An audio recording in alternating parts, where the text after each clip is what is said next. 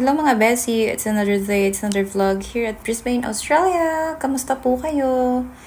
So if you're new to my channel, my name is Deborah and I'm currently here in Brisbane. I'm sharing my life experience on my channel and life here abroad.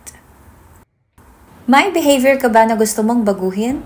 If yes, then this vlog is for you mga Bessie. Pag-uusapan natin yan mga Bessie while preparing lunch boxes. Alam nyo mga Bessie, dati ako yung tipo na tao na kapag napagalitan, tinitrigger or may konting misunderstanding, boom, sarado na ako. Like defense mode, cold, or minsan tahimik pa. Ang lagi kong iniisip noon, ako to ganito talaga ako. Pero deep inside, after every moment like that, I would feel guilt, lungkot, at minsan tanong sa sarili, bakit ba ako laging ganito? Then, I realized this isn't about my personality, mga Bessie. It's a pattern.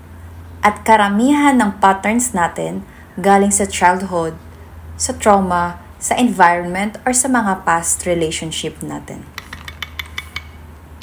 One day, napansin ko, ang dami ko nang nasayang na moment just because of my reactions. I was pushing people away. I was being hard on myself.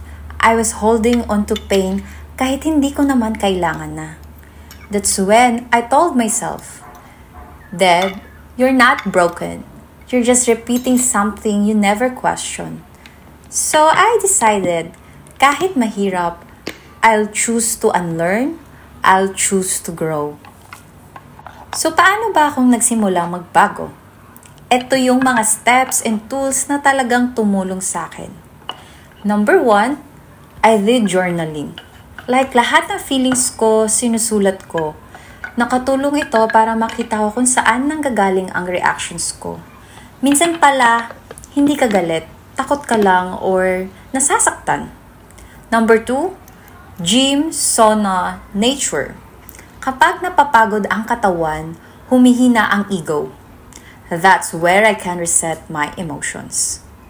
Number 3, feedback and reflection.